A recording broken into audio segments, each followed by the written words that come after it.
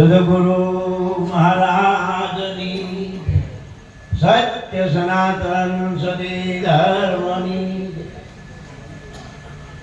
ગુરુ બિન જ્ઞાન ન ઉપદે ને ગુરુ બિન મેટે નિભેદ ગુરુ બિન સંશય નો મીટે ભલે વાસે ચારો વેદ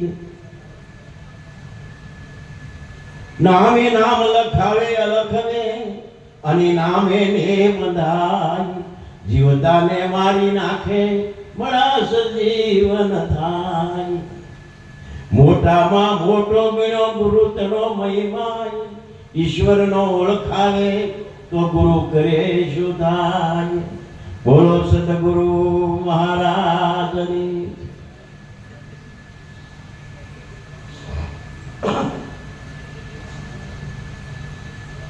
એક આ મનની ભાંગણવાળી નિવૃત્ત થવા માટે ગુરુ શરણ એટલે શું?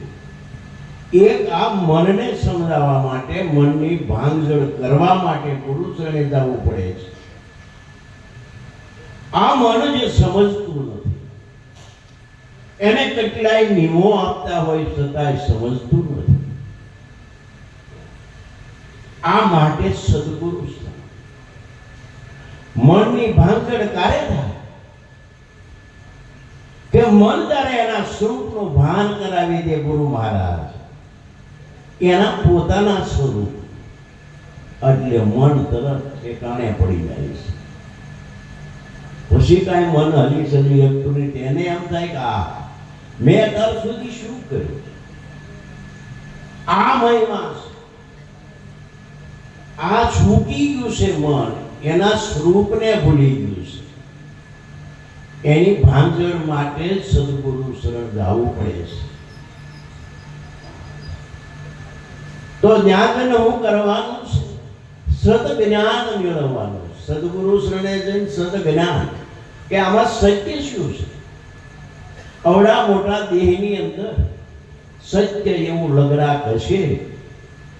દીહવાળે માં લગરાક ફૂલું જ હોય પણ હજારો મણ ઘાસ બાળી દેવ લગરાક જ હોય. એ માની અંદર બ્રહ્મ અગ્નિ ભરીશ શરણે જાય ને બાળીને ભસ્મા કરી નાખે. કાંઈ નો રહેવા દે. આવા શ્રી હરિ સતગુરુને શરણે જો સદજ્ઞાન મેળવી લે ને પછી સુખ શાંતિ અને સંતોષ થાય. એમ કહે છે સંતોષ ક્યારે આ જીવને થાય? હું કરવાથી થાય. હદાય કે હારું છે. હવે રાત દિવસ આધી વ્યાધિને ઉપાધિમાં બળતો એમ કે હારું છે. એ હારું કહેવાય? જેને એનું સ્વરૂપ નક્કી થઈ ગયું છે એને આ શાંતિ છે. અને જે પોતાના સ્વરૂપ ભૂલું સ્વરૂપ જેને નક્કી થઈ ગયું એને સુખ શાંતિ ને સંતોષ થઈ જાય છે. બીજે ક્યાંય થાય એવું નથી. ભૂલેલો જીવ આ ભૂલેલું મન આપણને ઠેકાણે ફેરવી રહ્યું છે.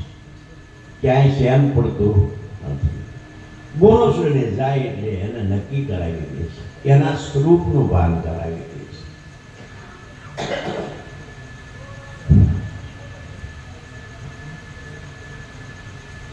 તો ખરેખર સંતો ના પાડે છે કે કાંઈ છે નહીં. મન એવું કાંઈ નથી એમ સંતો કહે છે.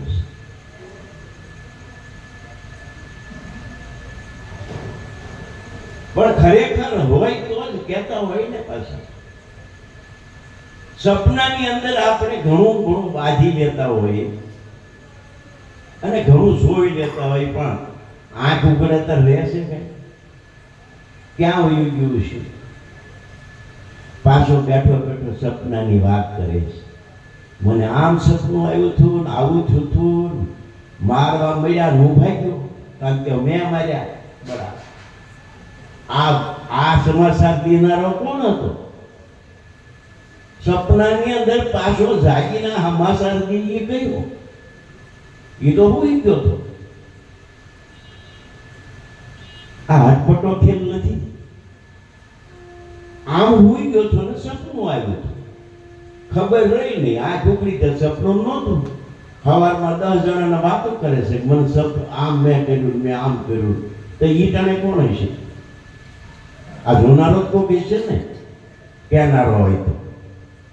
આપણી ભેગો છે પણ ખબર નથી. ખબર નથી આપણને છે.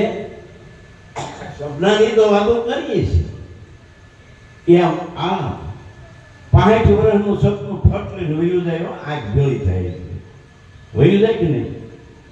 એમ દ્રષ્ટિ સુધારવાથી અનેક દોષોનું નિવારણ થશે. ત્યારે બ્રહ્મમય જગત દેખાશે. ભરમ હોય ત્યાં લગી બ્રહ્મ ક્યારેય નથી દેખાવાનો. તો કોઈ બ્રહ્મનિષ્ઠ સંતને શરણે જ બ્રહ્મની નિવૃત્તિ કરી તારું અસલ સ્વરૂપ બ્રહ્મ સ્વરૂપ જાણી અને બ્રહ્માનંદનો આનંદ માણી લો. આ ઈશ્વર દેહનો કોઈ ભરોસો નથી. આજે જે આનંદ મેં માણી લીધો, પણ કાલની ક્યાં ખબર છે શું થશે? આ દેહ ઈ માટો મળેલો છે. આ બ્રહ્માનંદનો આનંદ માણવા માટે મળ્યો છે. બોલો સદગુરુ.